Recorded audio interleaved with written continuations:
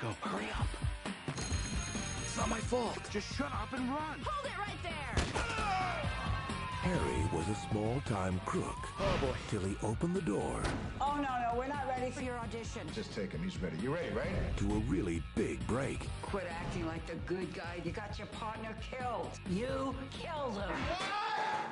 See, this is what I'm talking about. Old school method. Get me Gay Perry on the phone. But he'll need a real cop Detective lessons tomorrow for your acting. Oh, you're the consultant. if he wants to act the part. You must be Gay Perry? still gay? Me? No. I just like the name so much, I can't get rid of it. So what do you do? I'm a private detective. She thinks I'm a detective. Of all the idiot things to do. My sister was Honey, murdered. Are you gonna help me? I gotta check my schedule. Can you help me, Harry? Because if you're not gonna help me, find somebody else. So sometimes I have other. My caseload is pretty. Thank you. From Shane Black, the creator of Lethal Weapon, Do not play detective. Moron. Go home before the bad guys do something bad to you. 2 corpses in 3 hours. I mean, that's unusual, right? Yes. comes a mystery. It's a frame up. First things first. Do you have the corpse? I got rid of it. You threw it away. Look up idiot in the dictionary. You know what you'll find? A picture of me? No. The definition of the word idiot. Ow! That starts with a kiss Why'd you lie to me? It was an excuse to stay around you, so I mean, I think. Ow! Did I just cut off your finger? Yeah. It's on the floor. Pick it up. Pick it up. and ends with a bang. Where is the girl? You put a live round in that gun. Oh yeah, there was like an 8% chance. Who taught you math?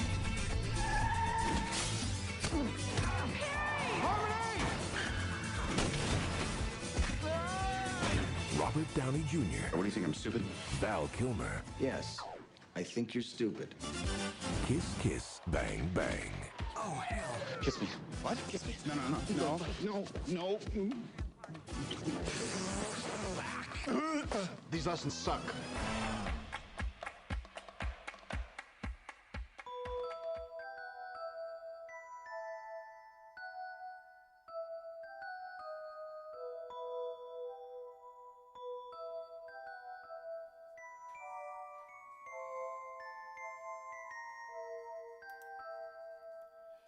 I'm going to watch 30 movies, a movie each day in June.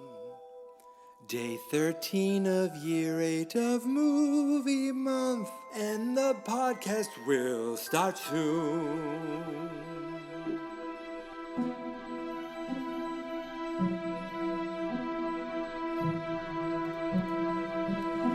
He's going to watch 30 movies, some good films and some lowbrow. Year 8 of fans, not experts, movie month, and the podcast starts right now. Year 8 of movie month, that much you already know. Year 8 of movie month, and now it's time for the show. I went to a party last Saturday night. I didn't get laid. I got in a fight. It ain't no big thing. Late for my job and the traffic was bad. Had to borrow $10 from my old man. It ain't no big thing. I went to a party last Saturday night. I told you that story, it'd be alright. It ain't no big thing, but I know what I like.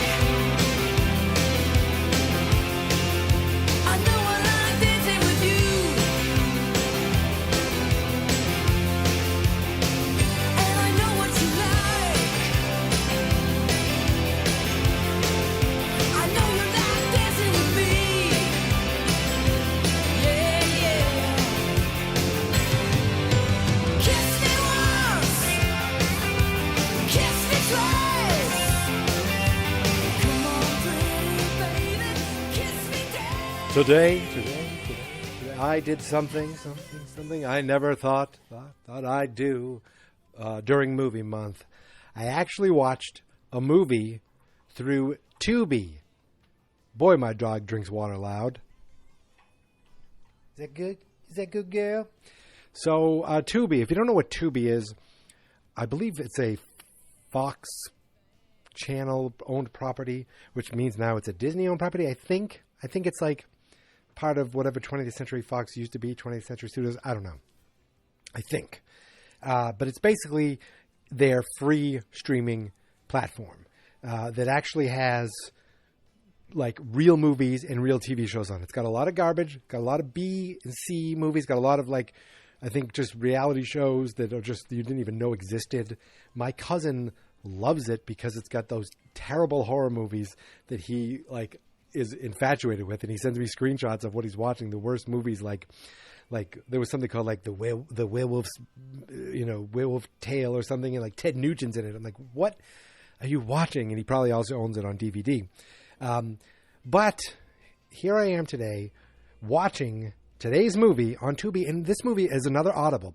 So I listened to a podcast called After Lunch Podcast, where the guys were talking about certain Marvel movies, and they were talking about the first Iron Man and where Robert Downey Jr. was kind of in his career at that time, and they brought up Kiss Kiss, Bang Bang, and I realized, my goodness gracious, I still have never seen this movie. So I looked up online and saw that it's streaming on Tubi. And so I decided I'm going to take the plunge, bite the bullet, and go watch a movie on Tubi. I was afraid it was going to be like Crackle, where I tried watching a movie on Crackle once, and the amount of ads that I got were just like disastrous. I think I was Attack the Block. Got to the point where I stopped watching it and I rented it. But Tubi was like, it worked flawlessly. It worked great. Yes, there were like ads, and the movie's not edited. It's not a TV version. It's the regular unedited, regular rated R version. But there are ads that just kind of pop in the middle of nowhere, and they'll last like a minute or so, and then it brings you right back to where you were. If it's a little jarring, you can always hit the 30-second back button and just relive the last 30 seconds. But other than that, perfect. Came in perfect, viewed perfect, perfectly good, suitable way to watch a movie, and free, which was nice. So what is this movie? If you don't know already, this is a movie from 2005, and the timing of that dates it a little bit for me. I've always heard about this movie. Shane Black, if you don't know, he is a writer. He was an actor. He was in Predator, the original Predator. Then a million years later, he's directing, did he direct The Predator? Did he do The Predator or did he do Predators? He did one of them. I don't know if he did the one I watched that I thought was garbage, but he's done stuff that I've enjoyed. He actually directed Iron Man 3 with Robert Downey Jr. again. He did The Good Guys, which I loved. I thought the movie was great with Russell Crowe and that other guy, the young, handsome guy from Drive, which I can't think of his name. But he's the young, handsome guy, that guy. And that feels almost like a spiritual successor to this movie. Same kind of low budget, kind of caper, a mystery, a crime mystery that revolves around humor. And that's really what this is. And what I remember hearing about it was that Robert Downey Jr. and Val Kilmer were great in it. And I have to admit, they were. Val Kilmer was the best part of this movie. So Robert Downey Jr. plays a small-town crook who accidentally stumbles upon an audition, and he doesn't even realize what he's doing, and he starts crying, and the people think he's this real great actor. And they're just like, come on out, you got to come fly out with me to L.A., and we're going to start, maybe auditioning you on things. They think they found the next great talent. Maybe they didn't even do that. Maybe he was just there as a pawn for bidding war, but he finds himself out there. He's not really an actor, but he's trying to be the actor, be the next best thing. He's at a party. He meets a guy who's a private detective, and he meets a woman that he really likes, and basically a mystery ensues where Val Kilmer's like, look, I'm a detective. I'm a private eye, and I was told that you're going to shadow me to get some ideas, to get some tips. And so he starts shadowing him on something that he thinks is going to be boring, and it turns into a murder mystery. Do I tell you everything for a 16-year-old movie? If you haven't seen it already, am I going to spoil things? Yes, I'm going to spoil things. the movie was really good. The performances were really good. I'm like, is it great? I don't know. It's like right on that line of really good. But there were a couple things. Like, I feel like the whole mystery, the whole plot of the like crime, the murder, the murders was a little like what that it was a little far fetched, and I'll try to think what it is. So they are paid to go surveil someone, whatever it is, do surveillance on someone, and they come to find out that while the person leaves, they start to leave, and then they see a body, a car flying into water, a body in the car, and it's a dead body, and they try to figure out who the dead body is. They get rid of the dead body, right? Or they leave the dead body there, and then later the dead body winds up in Robert Downey Jr.'s apartment because some guy saw them and didn't recognize them. And they get rid of the body. They find out the body is the body of this estranged daughter who just made amends with her dad, played by Corbin Burnson. Now you realize with this, Corbin Burnson's in this movie. He's obviously got to have something to do with this. Right away, you're thinking, well, he can't be the good guy. And we come to find out that, okay, this is what I'm trying to put it all together. And forgive me if I'm wrong, but I am going to spoil this like crazy. So the girl that Robert Downey Jr. likes is actually someone that he grew up with in high school, and he didn't recognize her, and he's basically in love with her. Then we come to find out that that he hears that she killed herself, but it turns out that it was someone using her ID, and it was her sister. Her sister was there in town. She thinks her sister was murdered, and she's estranged from her sister. So now there's 2 dead bodies. Okay. They, what the hell? So what we come to find out is that the original daughter, this is what I'm pretty sure, was already dead or killed. Then they brought in another woman because they hadn't seen her in 10 years, to play the estranged, the original daughter was put in a mental institution and then killed, I think, and then the body was dumped. That's the body they saw at the beginning. Then there was another woman left at their... No, that was the same woman. The woman left at at Robert Downey Jr.'s apartment was the same woman that was ID'd as this daughter.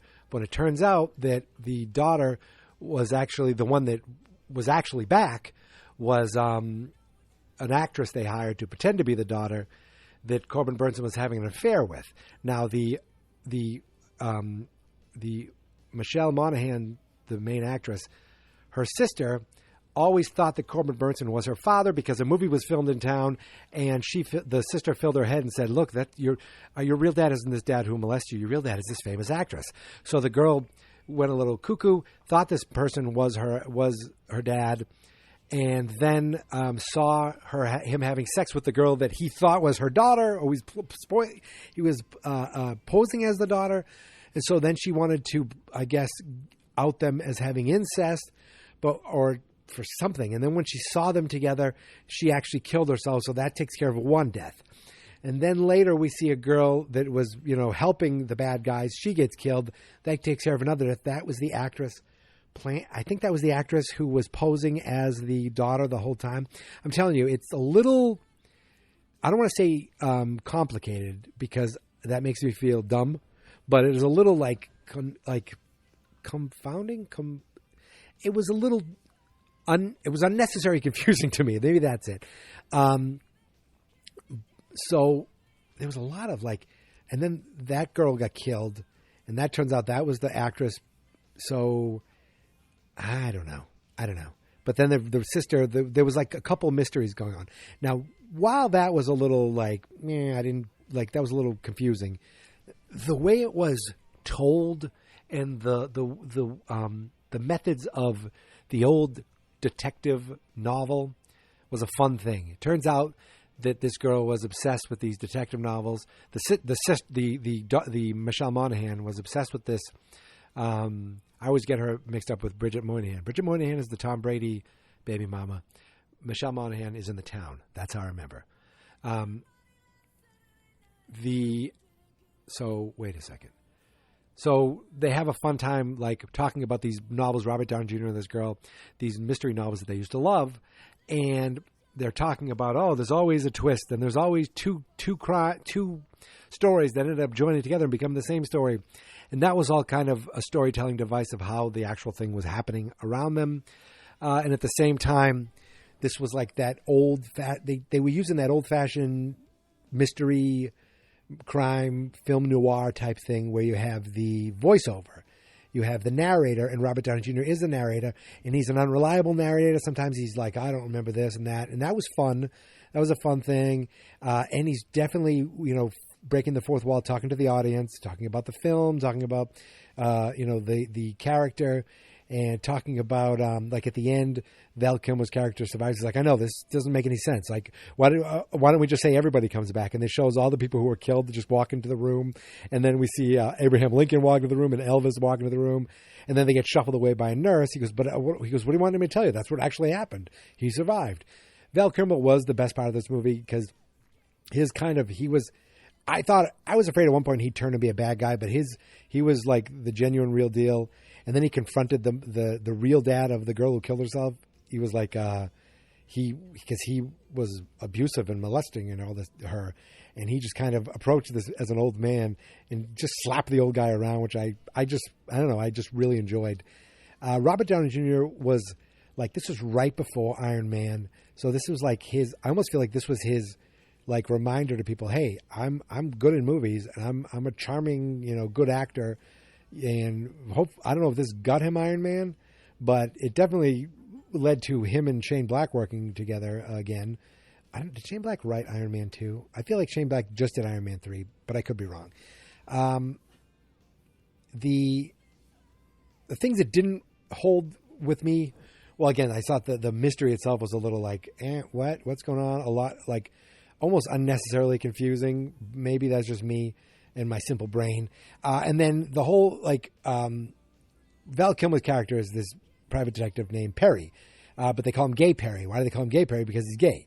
And so there were some, like, gay jokes that just felt, first of all the gay jokes just feel, the idea of it feels dated right away. That, like, like they had, I can't think of the comedian's name, but he's been in a bunch of great things. He was the casting director or the agent who was working with Robert Downey Jr. And he's like, so you like men? Like, he was confused by that. And then at one point, like, Robert Downey Jr., you just make little gay puns and gay jokes, and that felt dated. Maybe in 2005, it still wouldn't have felt. Maybe it wouldn't have been felt as dated then. Like, it almost felt like it's a little sophomoric, maybe that's the word I'm looking for.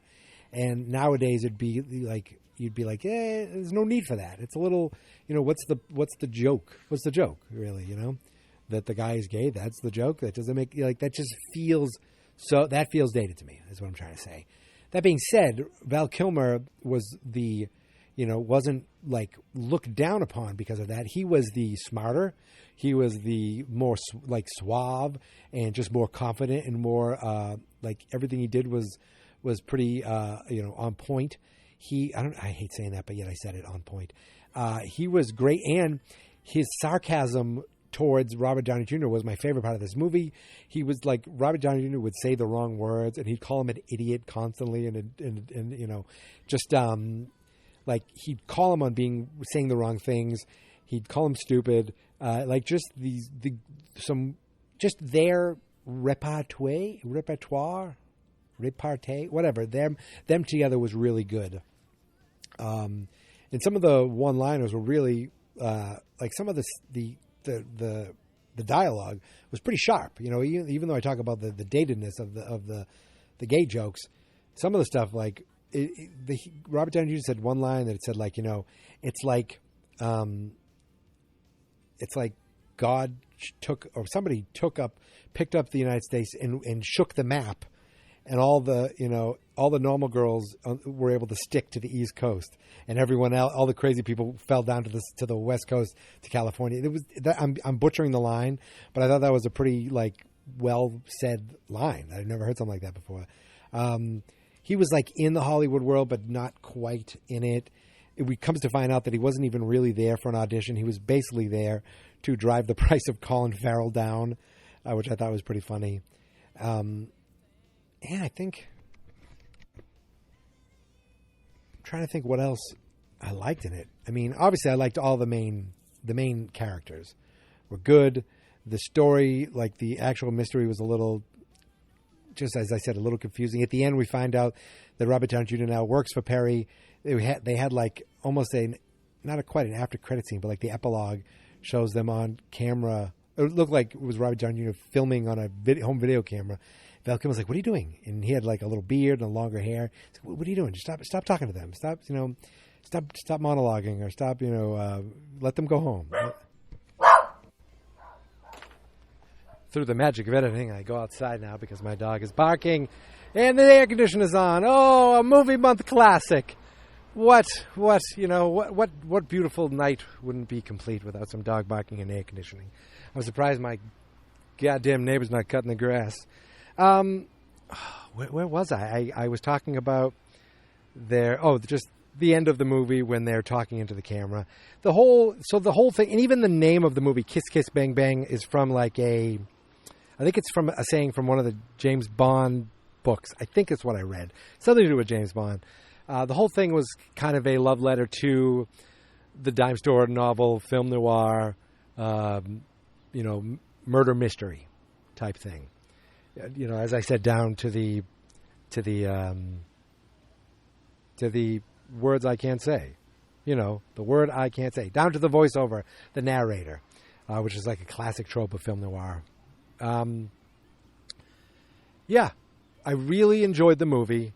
It's the only two drawbacks were the mystery itself was a little convoluted. Is that the word I'm thinking of? Maybe that's the word I'm thinking of. Convoluted, and then all the the gay jokes again just felt.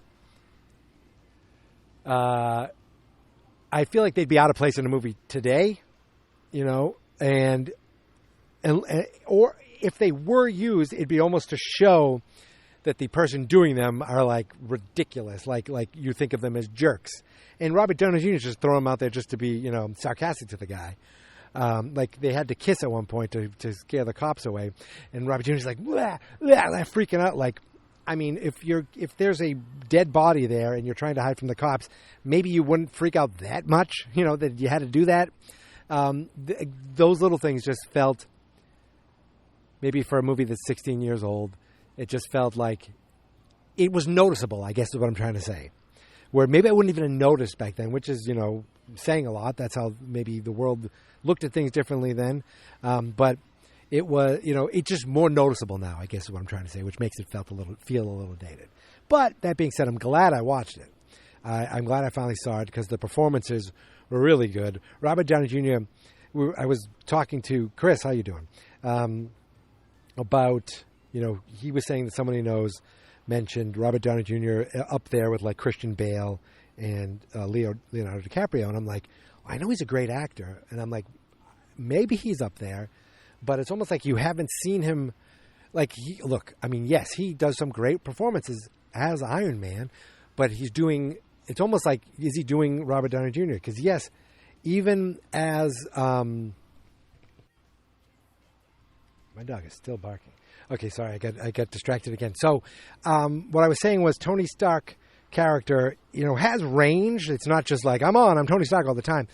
But I feel like you've seen him almost just be Tony Stark for so long that he hasn't had the chance to do something that's just ridiculously dramatic, not even fun. Not even a fun movie, just a dramatic role, or to be a guy who's a real asshole. Or a real, someone who you really dislike, but the performance is so good that you can't help but be looking at him. He's got to be put in look, he does that Doolittle movie. He did the Sherlock movies. I didn't even see the Sherlock movies. Maybe they're good. I don't know. The Guy Ritchie movies. Maybe someday I'll watch those.